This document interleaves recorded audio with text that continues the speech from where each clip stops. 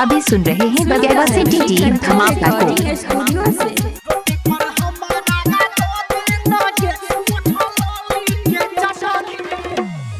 धान के करई में कटनी के परी होई छै कथकनी हे गई धान के करई में कटनी के परी होई छै कथकनी आ रोटी पर कनी दो दे लगे उठल आली के चटनी रोटी पर हमारा दो दे लगे उठल आली के चटनी। इलाका किसी का हो धमाका दिवाकर दीवाना भाई का ही होगा।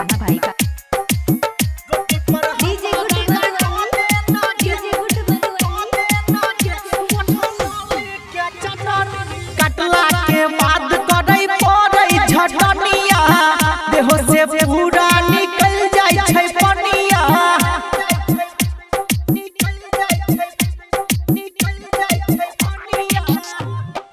कटला के बाद करई पड़ई झटनिया देहो से पूरा निकल जाय छै पनिया कहला तुझे हम अकेलिया होगे रोद में डटल रहनी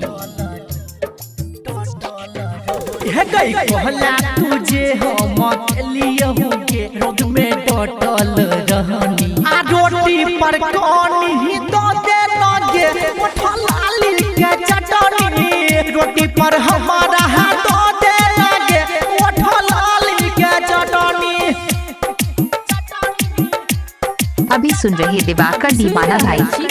रिकॉर्डिंग स्टूडियो से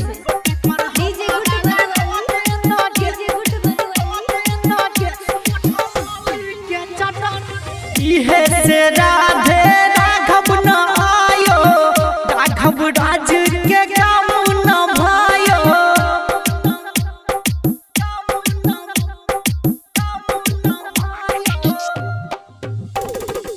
इहे से राधे राघव न आयो राघव राज के काम न भायो आई तोहर पिटल कगे तैयो पीछा नहीं हटनी हे गई भाई तोहर पिटल कगे तैयो पीछा नहीं हटनी आ रोटी पर कनी दो दे लगे उठल आली के चटनी रोटी पर आई हमले दे करबोगे उठल आली के चटनी। धान के करई में कटनी के परी होई छै कथकनी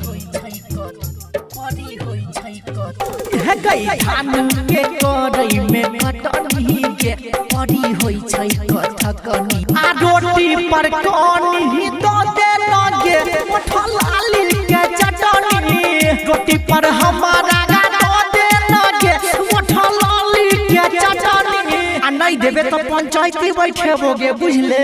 आप सुन रहे हैं दिवाकर दीवाना भाई को ग्राम बगीवा जिला मधुबनी।